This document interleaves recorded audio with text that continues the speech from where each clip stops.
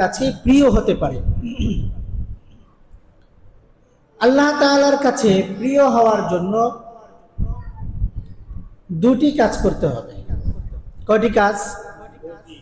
একটি কাজ আল্লাহ তাআলার সাথে সম্পর্কিত,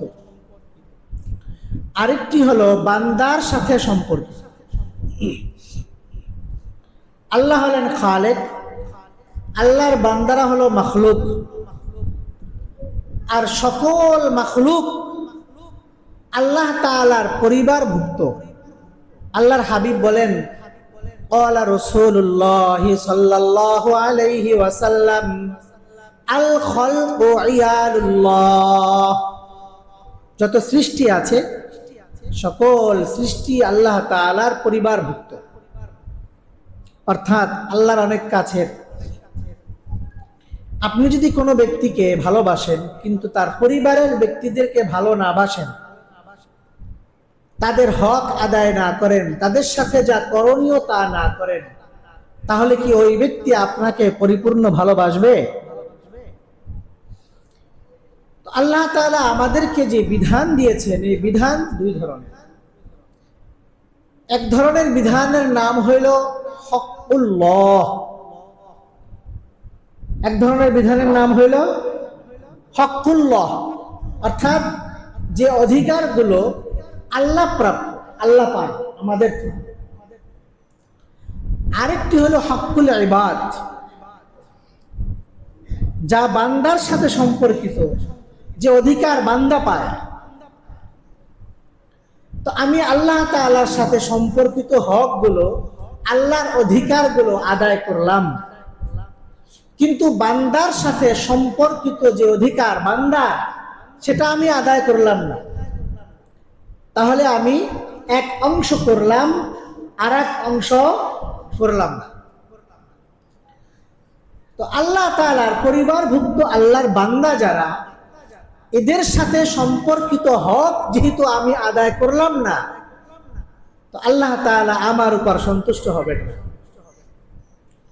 এই জন্য আল্লাহ তাআলা যেখানে নিজের হকের কথা বলেছেন, সেখানে বান্দার হকের কথাও বলেছেন। কারণ সকল বান্দারা আল্লাহর অনেক কাছে, অনেক প্রিয়, অনেক আপন। আপন ব্যক্তিকে যদি কেউ কষ্ট দেয়, তাহলে ওই ব্যক্তি কষ্টদাতা ব্যক্তির উপর কখনো সন্তুষ্ট হতে পারে না। মহান রব্বুল আলামিন বলেন, খুব ভালো করে খেয়াল করেন, ওয়া আকিমুস সালাতা, তোমরা সালাত কায়েম করো। সালাত, সালাত এটা কার সাথে সম্পর্কিত? আমরা সালাত আদায় করি কার জন্য? সকলে বলেন জোরে, আল্লাহর জন্য। যদি এই সালাত বান্দার জন্য আদায় করা হয়, তাহলে কি আল্লাহ তাআলা সন্তুষ্ট হবেন? এক নম্বর। দ্বিতীয়, মহান রব্বুল আলামিন বলেন, মহান রব্বুল আলামিন বলেন, ওয়া আতুজ যাকাহ, এবং যাকাত প্রদান করো। যাকাত এটা কার সাথে সম্পর্কিত? বান্দার সাথে। সালাত আল্লাহর সাথে, যাকাত বান্দার সাথে। সালাত এটা হলো হকুল্লাহ। আমরা যে রোজা রেখেছি, রোজাও হকুল্লাহ। আমরা হজ আদায় করি, হজও হকুল্লাহ। আর কিছু বিধান আছে বান্দার সাথে সম্পর্কিত, এর মধ্যে একটি বড় বিধান হইল যাকাত। যাকাত শব্দের অর্থ হইল বৃদ্ধি পাওয়া, পবিত্র করা।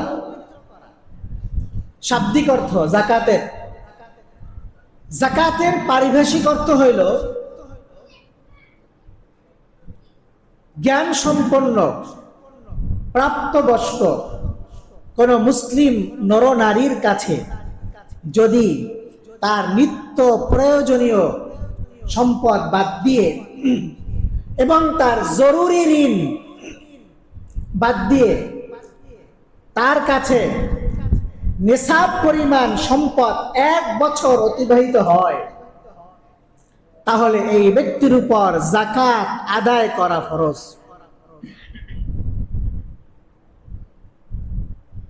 নেশাব কাকে বলে? 52.5 তোলা রূপার মূল্য। এটা আপনাদের জন্য হিসাব করা কঠিন হতে পারে। বর্তমান সময় অনুযায়ী 2,10,000 টাকা। 2 লক্ষ এখন সহজ হয়ে গেল আপনাদের জন্য। যার কাছে 2,10,000 টাকা থাকবে, জরুরি ঋণ বাদ দিয়ে, জরুরি ঋণ অর্থ যেই ঋণ না করলে তার জীবন চলে না, অন্ন, বস্ত্র, বাসস্থান, চিকিৎসা, এর জন্য যেই ঋণ করতে আমরা বাধ্য হই এটাকে বলে জরুরি ঋণ। ব্যবসা বাড়ানোর জন্য ঋণ করছেন, এটা জরুরি ঋণ নয়। বাড়ি একটা আছে আর একটার জন্য ঋণ করছেন, এটা জরুরি ঋণ নয়। আপনার ফ্যাক্টরিকে উন্নত করার জন্য ঋণ করেছেন, এটা জরুরি ঋণ নয়। এই জরুরি ঋণ বাদ দিয়ে যার কাছে এই পরিমাণ সম্পদ থাকবে এবং 1 বছর অতিবাহিত হবে, ওই ব্যক্তির উপর যাকাত প্রদান করা ফরজ। যাকাত কোন কোন মালের উপর ওয়াজিব হয়? স্বর্ণ, রূপা, প্রচলিত মুদ্রা অর্থাৎ টাকা, ব্যবসায়ী পণ্য, সাধারণ আমাদের দেশের মানুষের উপর এই 4 জিনিসের মালের উপর যাকাত ফরজ হয়। বুঝাতে পারলাম? স্বর্ণ, রূপা, টাকা, ব্যবসায়ী পণ্য। যদি কারো কাছে, যেই আমি টাকার কথা বললাম, এই পরিমাণ কারো কাছে 1 বছর থাকে জরুরি ঋণ বাদ দিয়ে, তাহলে এই ব্যক্তির উপর যাকাত আদায় করাটা ফরজ। সকলে বুঝতে পেরেছেন? মহান রব্বুল আলামিন বলেন, আকিমুস সালাতা ওয়া আতুজ যাকাত, সালাত কায়েম করো এবং যাকাত প্রদান করো। আল্লাহ বলেন, ওয়া আকরিদুল্লাহা করদান হাসানা, এবং আল্লাহ তাআলাকে কর্জে হাসানা দাও, উত্তম ঋণ দাও আল্লাহকে। আল্লাহর আবার ঋণের কি প্রয়োজন? আল্লাহর কোনো ঋণের প্রয়োজন নাই, কিন্তু সাধারণ গরিব মুসলমান যেহেতু আল্লাহর পরিবারভুক্ত, আল্লাহর হাবিবের কথা অনুযায়ী, তাই ওই গরিব মুসলমানকে দেওয়ার অর্থই হলো আল্লাহকে দেয়া। আল্লাহর তো কোনো খাবারেরও প্রয়োজন নাই, কোনো অন্য কোনো জরুরতও আল্লাহ তাআলার নাই। তো আল্লাহ বলেন কর্জে হাসানা দাও আল্লাহকে। আল্লাহকে কর্জে হাসানা দেওয়ার অর্থ হইল গরিব মুসলমানদেরকে প্রদান করা। ওয়ামা তুকদ্দিমু লিআনফুসিকুম মিন খাইরিন তাজিদুহু ইনদাল্লাহ হুয়া খায়রান ওয়া আ'যামা আজরা।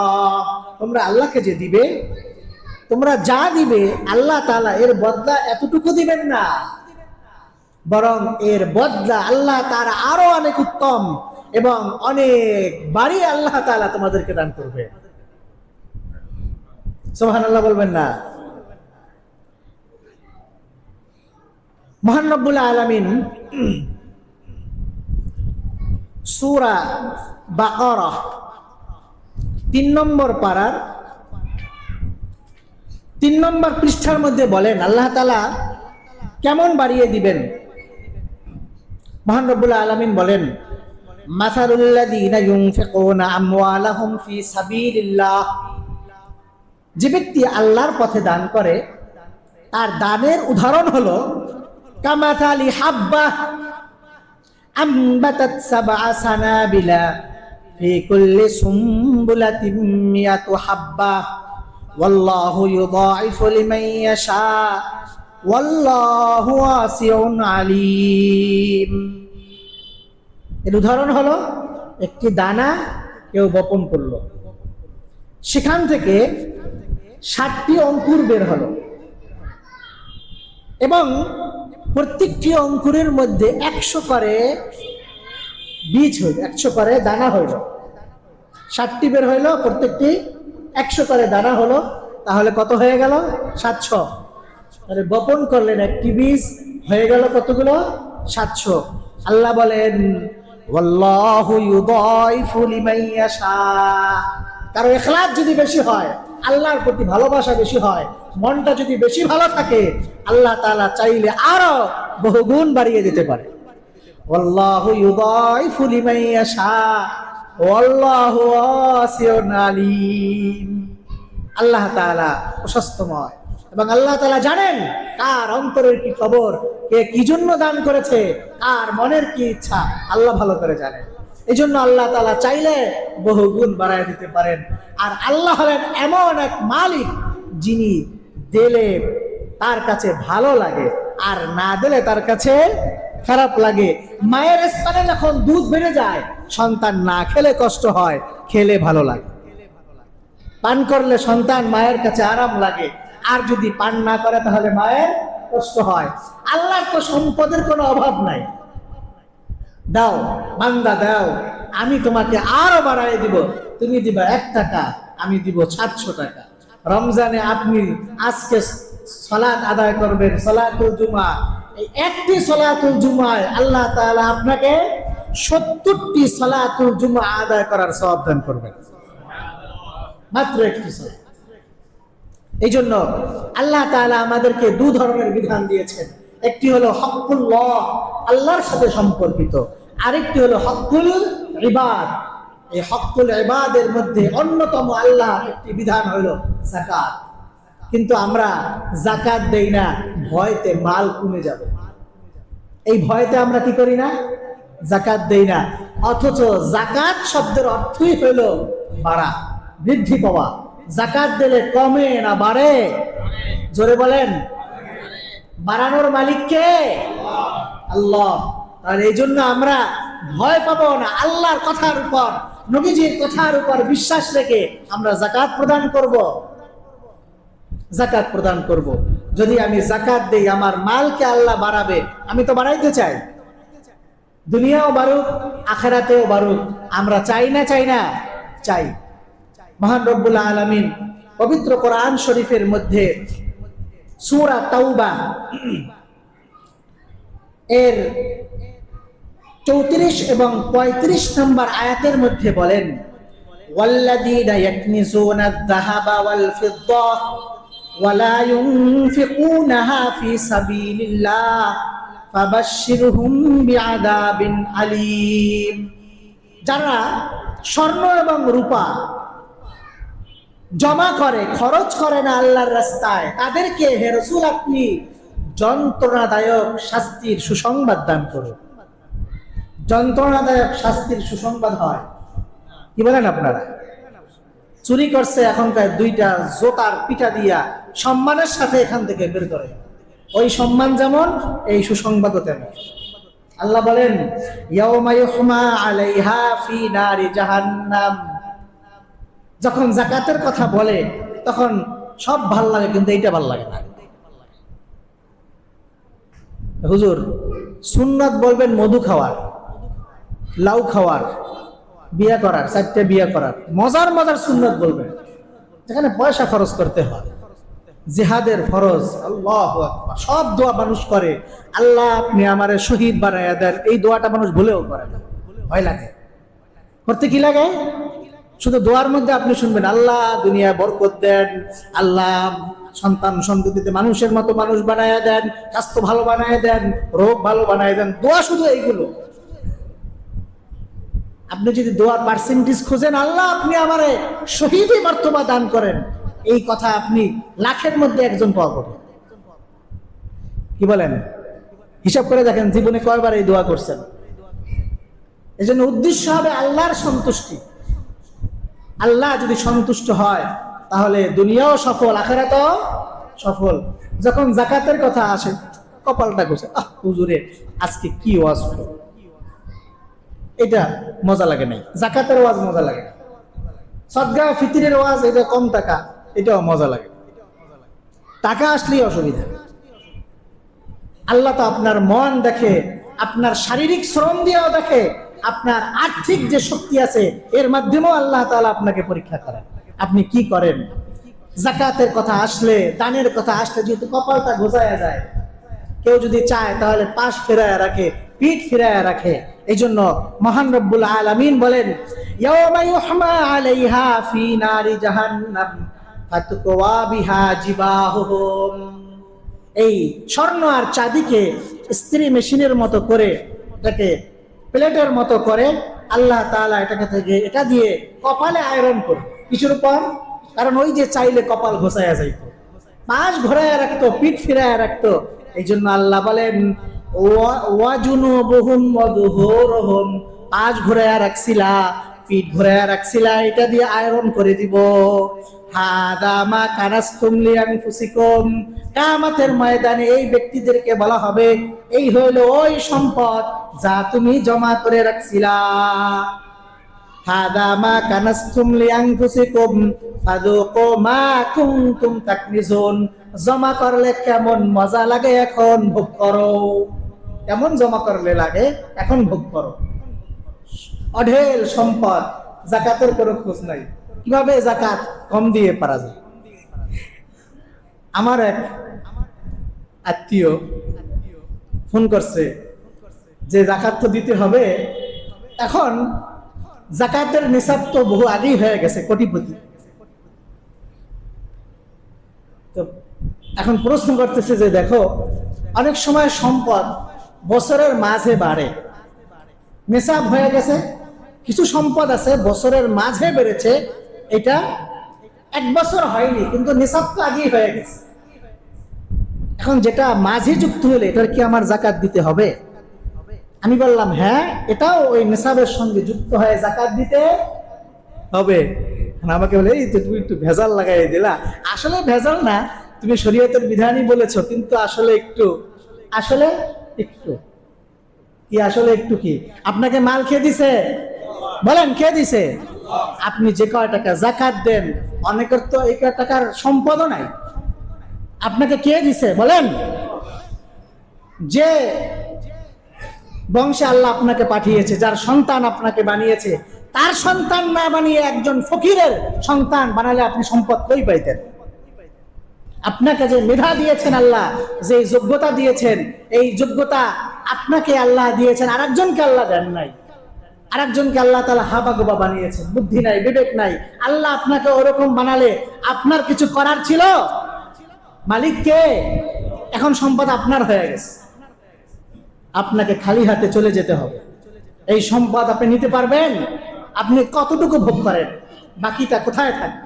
এই জন্য আমরা কৃপণ না হয়ে আখিরাতের দিকে লক্ষ্য করে আমরা আমাদের এই সম্পদের যে অংশের উপরে যার যাকাত হবে দেওয়ার জন্য রাজি আছি ইনশাআল্লাহ, নিয়ত করি। আল্লাহ তাআলা পবিত্র কোরআন শরীফের মধ্যে যাকাত কাদেরকে দিতে হবে আল্লাহ তাআলা বলে দিয়েছেন, সময় সংকীর্ণ, নিকটস্থ আত্মীয়দেরকে দিব, যারা গরিব, যাদের কাছে যাকাত ফরজ হয় এই পরিমাণ সম্পদ নাই। যাকাত ফরজ হওয়া জরুরি না, যাকাত ফরজ হয় এই পরিমাণ সম্পদ নাই। কত বললাম? 2,10,000। নিত্য প্রয়োজনীয় জিনিস বাদ দিয়ে, জরুরি ঋণ বাদ দিয়ে যার কাছে এই পরিমাণ সম্পদ নাই, তাকে আপনি যাকাত দিতে পারবেন। বুঝলেন তো? আপনি যাদের থেকে হয়েছেন তাদেরকে যাকাত দেওয়া যাবে না। আপনার থেকে যারা হয়েছে, আপনার সন্তান, আপনার নাতি পুতি, এদেরকে যাকাত দেয়া যাবে না। যাদের উপর যাকাত পরিমাণ সম্পদ আছে তাদেরকেও যাকাত দেয়া যাবে না। অমুসলিমকে যাকাত দেয়া যাবে না। নবীজির বংশধর যারা, তারা তো আমাদের দেশে এরকম নাই, এদেরকেও যাকাত দেয়া যাবে না। এছাড়া যারা গরিব মুসলিম তাদেরকে জেনে শুনে যাকাত দিতে হবে। ভিক্ষুক হাত পাচ্ছে, দিয়ে দিলেন যাকাতের পয়সা, কিন্তু আপনি জানেন না ওর ব্যাংকে লক্ষ লক্ষ টাকা আছে। যারা ভিক্ষা করতে অভ্যস্ত তাদেরকে যাকাতের টাকা না দেয়াই ভালো, যদি তার আর্থিক অবস্থা সম্পর্কে আপনার স্বচ্ছ ধারণা না থাকে। আপনি তো জানেন না, সারাদিন ভিক্ষা করে, হাজার হাজার টাকা রোজ ইনকাম করে আর ব্যাংকে জমায়, আপনি যাকাতের পয়সা হেরে দিয়ে দিয়েছেন। আপনার আগে নিশ্চিত জানতে হবে কোন ব্যক্তি গরিব। দ্বিতীয়ত, মহান রব্বুল আলামিন পবিত্র কোরআন শরীফের সূরা বাকারার মধ্যে বলেন, কিছু মানুষ আছে এমন যাদেরকে দেখলে মনে হয় খুব ভালো, কিন্তু তারা অসহায়। হযরত আবু হুরায়রার মতো, সে নবীজির দরবারে পড়ে থাকতেন, হাজী সাহেবরা দেখেছেন যে জায়গাটায় ওনারা থাকতেন, কারো কাছে চাইতেন না, ক্ষুধার তাড়নায় রাস্তায় পড়ে যেত। আর ওই জামানায় মানুষ মনে করত মির্গি ব্যারাম হইলে, চামড়ার জুতা শুকাইলে বা তাকে পাড়াইলে, তাকে মারাইলে সে সুস্থ হয়। তাকে মানুষ পাড়াইতো, বলতো আমি অসুস্থ নয়, আমি ক্ষুধার তাড়নায় পড়ে গিয়েছি। এরকম হযরত আবু হুরায়রার মতো কিছু মানুষ সব যুগে ইলমের জন্য পড়ে থাকে, মানুষ মনে করে ভালো হয়ে আছে, যেহেতু মানুষের কাছে চায় না। এদেরকে খুঁজে খুঁজে দেওয়া। মাদ্রাসার মধ্যে এতিমখানা আছে, আলহামদুলিল্লাহ। আপনাদের মুসল্লিদের ভিতর থেকে অনেক মুসল্লি ভাইরা এমন আছে এতিমদের জিম্মাদারি নিয়ে আনিছে। প্রত্যেক মাসে আমি 2টা এতিম, 3টা এতিম, একটি এতিমের জিম্মাদারি নিয়ে নিলাম। আল্লাহর হাবিব বলেন কাল কিয়ামতের ময়দানে যে এতিমের জিম্মাদার হবে, আনা ওয়া কাফিলুল ইয়াতীম, আমি এবং এতিমের জিম্মাদার, আর কাল কিয়ামতের ময়দানে এভাবে থাকবে। 2টা আঙ্গুল দিয়ে দেখিয়েছেন, অর্থাৎ পাশাপাশি। যতটুকু আপনি পারেন। অনেক ভাইরা আলহামদুলিল্লাহ আপনাদের ভিতর থেকে আমাদের মাদ্রাসার মধ্যে 3000 টাকা পাঠিয়ে দিচ্ছে প্রত্যেক মাসে। মাস হয়ে গেছে, 2-3 তারিখের মধ্যে বাস টাকা পাঠিয়ে দিছে, তাকে আমি আবার রিসিভ পাঠিয়ে দিই। আলহামদুলিল্লাহ, আপনার সামর্থ্য যতটুকু অতটুকু আপনি দিবেন। আল্লাহ তাআলা কাইফিয়ত দেখেন, কামিয়ত দেখেন। কামিয়ত মানে পরিমাণ, কত কত, এটা আল্লাহ দেখেন না। আল্লাহ দেখেন অবস্থা, মান কত। কোয়ান্টিটি দেখেন না, আল্লাহ দেখেন কোয়ালিটি। কোয়ালিটি তো বোঝেন, মানে মানটা কেমন। নামাজ কি 1000 রাকাত পড়ছেন নাকি পড়ার মতো 2 রাকাত পড়ছেন? আল্লাহ কি দেখেন? সংখ্যা না মান? মান। এই জন্য আপনাদের কাছে গুজারিশ, যাকাতের কথা বললাম, দ্বিতীয় সদকাতুল ফিতির, সদকায়ে ফিতির দিতে হবে আপনাদেরকে। রাসূলুল্লাহ সাল্লাল্লাহু আলাইহি ওয়াসাল্লাম এই সদকায়ে ফিতির 2টা কারণে আমাদের জন্য আবশ্যকীয় করেছেন। কয়টা কারণ? 2টা কারণ। একটি হলো আমরা যে রোজা রেখেছি, রোজার ভুল ভ্রান্তি এগুলো ক্ষমা করার জন্য। আর দ্বিতীয় হইল আমাদের ঈদের সময় আমরা যে খুশি করি, এই খুশির সঙ্গে আমরা যেন গরিব অসহায় ব্যক্তিদেরকেও আমরা আমাদের সাথে যুক্ত করে নেই। এই জন্য আল্লাহ তাআলা রাসূল সাল্লাল্লাহু আলাইহি ওয়াসাল্লামের মাধ্যমে আমাদের উপর সদকাতুল ফিতির ওয়াজিব করেছে। সবাই রাজি আছি দেওয়ার জন্য? হুজুর সদকায়ে ফিতির কয় টাকা? শুনবেন কয় টাকা? হ্যাঁ, দিবেন তো সবাই? আচ্ছা, সদকাতুল ফিতির আমরা আল্লাহর বান্দা যারা আছি, আল্লাহ তাআলা আমাদেরকে এক এক রকম সম্পদ এক একজনকে আল্লাহ তাআলা দিয়েছে। কেউ ধনী, অনেক ধনী, কোটি কোটি টাকার মালিক, কেউ লক্ষ লক্ষ টাকার মালিক, কেউ মোটামুটি সদকায়ে ফিতির কোন রকম ওয়াজিব। প্রথমে বলি সদকায়ে ফিতির কার উপর ওয়াজিব? আমি যাকাতের যে পরিমাণটা বললাম, নিসাব, এই নিসাব ঈদের দিন সুবে সাদিক থেকে নিয়ে যার কাছে থাকবে ওই নিসাবটা, তার উপর সদকায়ে ফিতির আদায় করা নিজের পক্ষ থেকে এবং নাবালেগ বাচ্চার পক্ষ থেকে আদায় করা ওয়াজিব। বুঝতে পেরেছেন তো? যদি না বোঝেন, মাসআলা অনেকের বুঝতে কষ্ট হয়।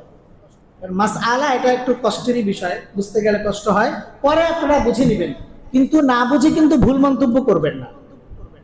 অনেক মানুষ আছে, আমি বলি একটা, সে বোঝে আর। আমি আপনাদেরকে আগে বলেছিলাম সদকা এটা 2 ধরনের, একটা হলো ওয়াজিব আর একটা হলো নফল। যাকাত ওয়াজিব, সদকায়ে ফিতির ওয়াজিব। এটার হকদার হলো গরিব মুসলিম, এটার হকদার হলো গরিব মুসলিম। আর নফল সদকা যেগুলো, এগুলো যে কোনো ব্যক্তিকে দেওয়া যায়, মুসলিমকেও দেওয়া যায়, অমুসলিমকেও দেওয়া যায়, ধনীকেও দেওয়া যায়, গরিবকেও দেওয়া যায়। বুঝতে পেরেছেন? নফল দান, নফল দান যে কাউকে দেওয়া যায়।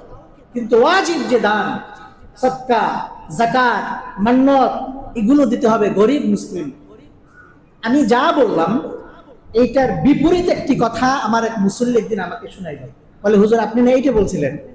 আমি আসমান থেকে পড়ার মতো। বুঝতে পেরেছেন? আমি যা বললাম এটার পুরো উল্টা কথাটা আমাকে সে শুনাইলো, আমি নাকি ওইটা বলেছি। না বুঝলে পরে জিজ্ঞেস করবেন, ভুল কোনো মন্তব্য ধরে নেবেন না যে মনে হয় হুজুর এটা বলেছিল। এটা ধরে নেওয়ার কোনো বিষয় নয়, শরীয়তের বিধান। এই জন্য আমি বয়ানের আগে দোয়া করে নেই, আয় আল্লাহ আমার জবান থেকে ভুল কথা যেন বের না হয়। জন্য বয়ানের আগে আমি দোয়া পড়ি, আল্লাহুম্মা ইন্নী আউযু বিকা মিন শাররি সামঈ ওয়া শাররি বাসারি ওয়া শাররি লিসানি ওয়া শাররি কলবি ওয়া শাররি বানিকি।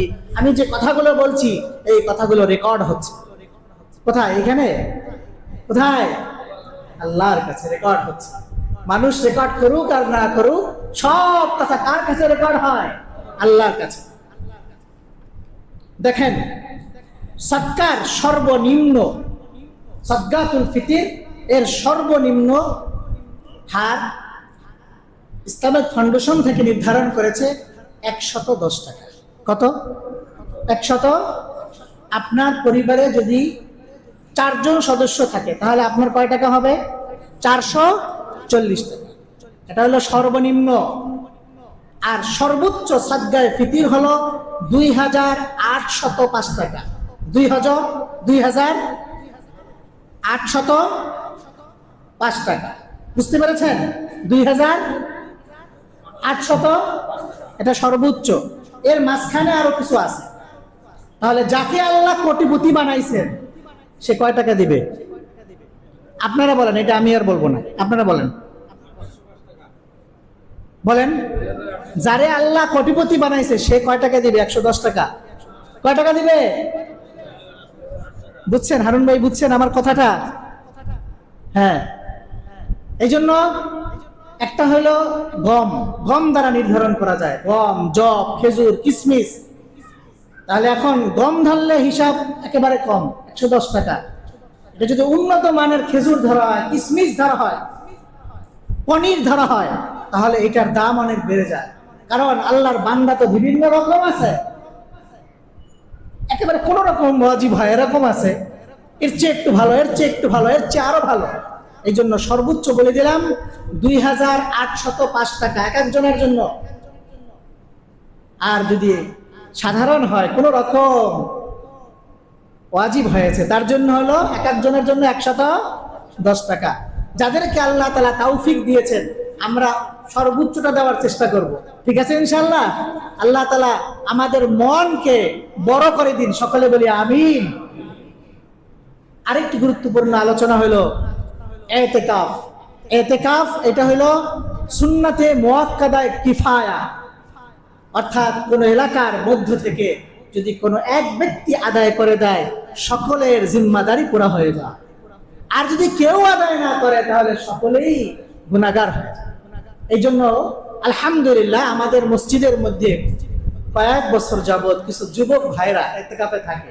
আলহামদুলিল্লাহ যুবকরা থাকে।